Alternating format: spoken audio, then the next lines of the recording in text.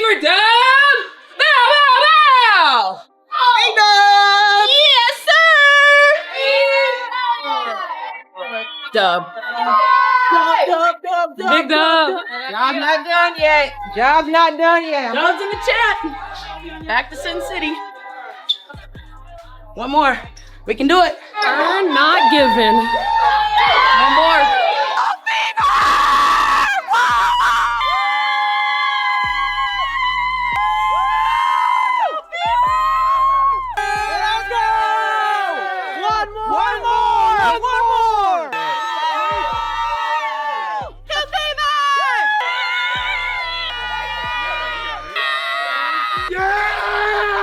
Once again, y'all know what time it is. This is what We over me.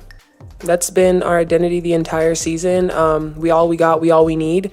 And we've stuck with it. I think the beauty of this squad, whether you're hurt or not, like everything that you do is for the betterment of this team, for every win. And that's really how we approach every single day in practice, how we approach film, how we approach every game. And so I definitely say that's what it is. the Mecca of sports, baby. Come on now. You got one more and then that's the finals. We here. Come on. Now, Look, Aliyah Boston just totally showed everyone why she's the anchor of the Indiana Fever. I mean, she went head-to-head with Aliyah Wilson in a real heavyweight battle, and Boston absolutely went off. The Fever actually stunned the Aces, and now they're just one win away from the WNBA Finals. Fans didn't just witness a victory, they saw pure dominance. So, here's a question for you. Was this Aliyah Boston's best game as a pro? I'm so impressed, because every single time we thought the Indiana Fever were going to blow the lead. Every single time I thought the Fever were going to blow the lead. They just came back and, won the game. They came back and made a huge play. Listen, this wasn't just some regular game. This was a huge statement. Aliyah Boston definitely wasn't playing nice out there. She wasn't just chilling on the perimeter, setting screens, or hoping the ball would magically come to her. No, Boston walked onto that court, basically saying, I'm the #1 pick.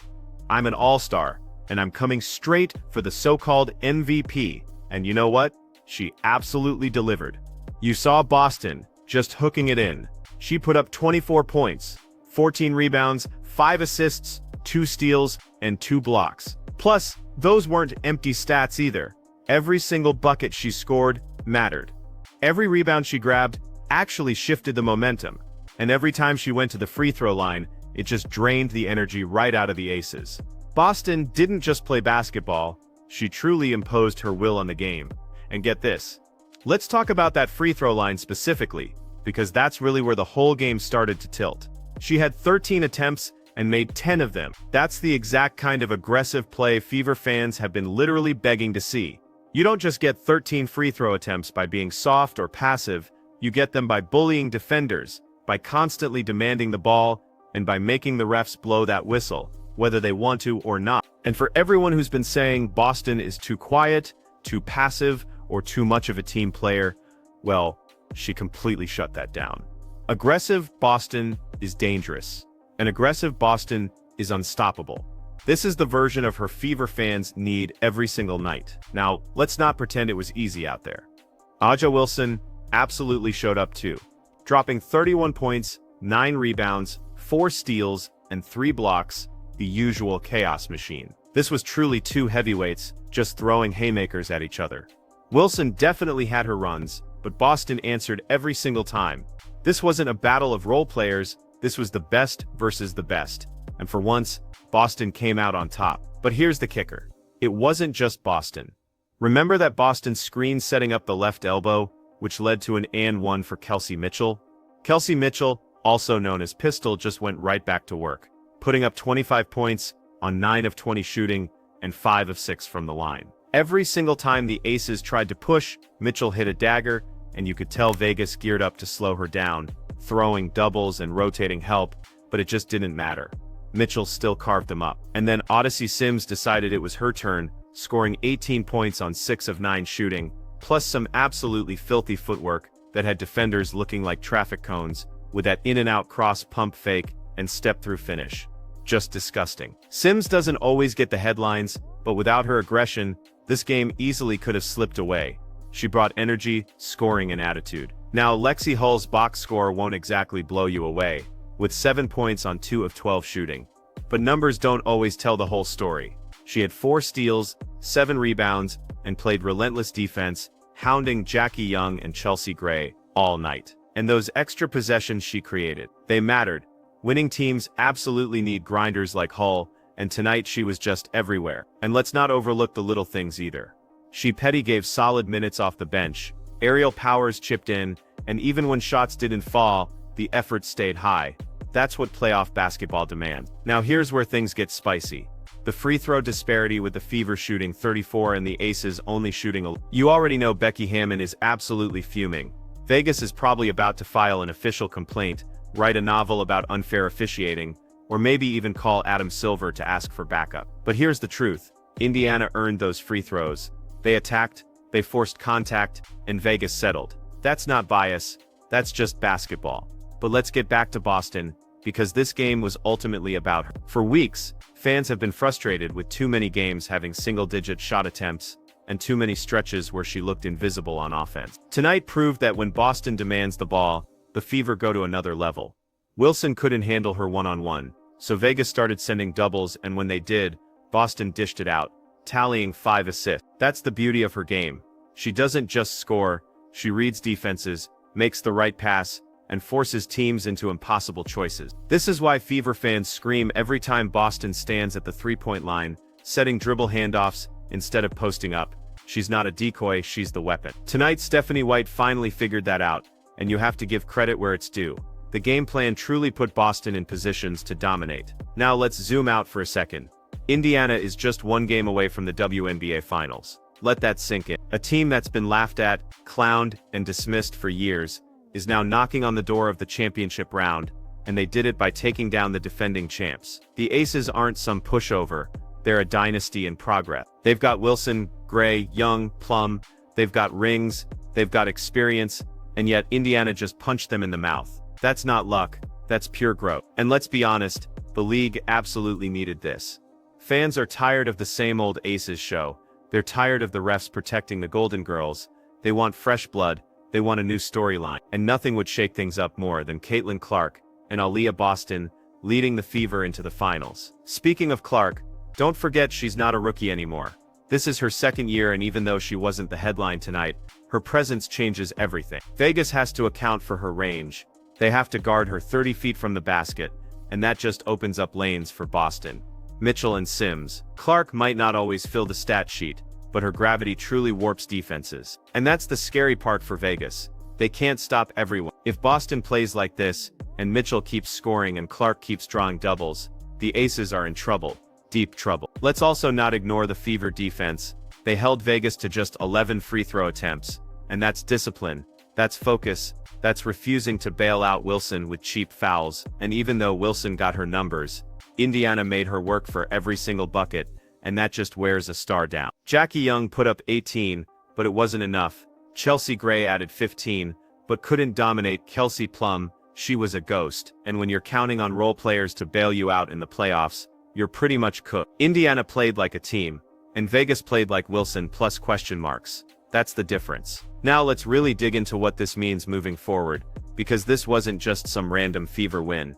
This was a blueprint. This was the game that showed exactly how Indiana can take down a dynasty and potentially build one of their own. First, Aliyah Boston's aggression wasn't just a good thing, it was the turning point. For weeks, people questioned whether she was being used properly. Too often she was treated like some role player, standing at the elbow, waiting for guards to run the offense. Tonight she said enough of that nonsense. Post touches, deep seals, back to the basket moves, that's where she belongs. And when she gets those touches, the Fever become a nightmare. Let's be real, Aja Wilson is elite, but she simply couldn't keep Boston out of the paint, and that's not an insult to Wilson, it's just reality. Boston's size, strength, and footwork are just too much when she's aggressive. You could see it in Wilson's face, frustration building as Boston kept coming, possession after possession. Wilson had her buckets, but Boston made her earn every single one, and by the 4th quarter Wilson looked tired, but Boston didn't. That's a problem for Vegas. Second, the Fever guards gave them incredible balance. Kelsey Mitchell has been the steady scorer all season.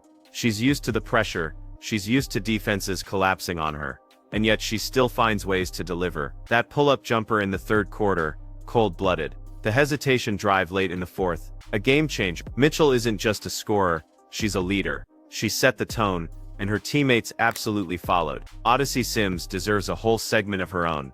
This is a player who at times looks like she's just another body filling minutes, but when she locks in, she can flip game. Her ability to break down defenders, get into the lane, and finish is exactly what Indiana needs against Vegas. Because the Aces love to load up on Mitchell and Clark, Sims becomes the X factor, and in this game, she was exactly that. Now let's talk about Lexi Hull again. You won't see ESPN running highlights of her stat line, but Fever fans know the truth. Defense wins playoff games. Hull might not have shot well, but her hustle absolutely changed the game. 4 steals, constant deflections, and 7 rebounds from a guard. That's value you can't put a price on. She made Jackie Young uncomfortable. She annoyed Chelsea Gray, and she did it all without constantly demanding the ball. Every contender needs a player willing to do the dirty work, and Hull fills that role perfect. So here's the bigger picture. Indiana has found its formula. Boston dominates inside. Mitchell carries the scoring load. Clark spaces the floor and warps defenses. Sims slashes, Hull hustles. The rest of the roster plugs in where needed. That's not just a team, that's an identity. An identity is what separates playoff pretenders from real threats. Vegas, on the other hand, looked shaky. Yes, Wilson got hers, but beyond that, who really scared you? Jackie Young put up numbers, but she wasn't dominant. Chelsea Gray had moments, but she didn't control the game. And Kelsey Plum, let's just say she was missing in action. When a team relies so heavily on one player, they become predictable, and predictable teams don't win titles. Now let's address the elephant in the room, the officiating. The Fever shot 34 free throws. The Aces shot. You already know the conspiracy theorists are foaming at the mouth. The league wants Clark in the finals. The refs were bought. Vegas got robbed. Spare me. The Fever attacked. The Aces settled. That's the truth. If you live at the three-point line and complain when you don't get calls, that's on you. Indiana earned every trip, and if Becky Hammond doesn't like it, maybe she should tell her players to stop flopping and start driving. Now let's sprinkle in some sarcasm here, because the WNBA must be sweating bullets. Their dream finals matchup is right in front of them. Caitlin Clark and Aliyah Boston, leading the Fever against whoever crawls out of the other bracket. TV executives are drooling, ticket sales are booming, and yet somehow the league always finds a way to screw it up. Don't be shocked if we see some mystery fouls on Clark in the next game. Wouldn't want the Aces dynasty to look too bad, right? But if Indiana keeps this energy, none of that matters. They've shown they can beat Vegas straight up. They don't need help, they just need to keep feeding Boston, trusting Mitchell, and letting Clark bend defenses. And let's not underestimate the mental edge this gives Indiana. The Aces are used to bullying teams. They're used to running opponents out of the gym. But when a young, hungry team like the Fever punches back, it rattles even the champs. You could see it. Vegas looked stunned. They didn't expect Boston to dominate. They didn't expect Mitchell to hit those They didn't expect Sims to carve them up. Suddenly the team with all the rings looked vulnerable. That's how upsets happen.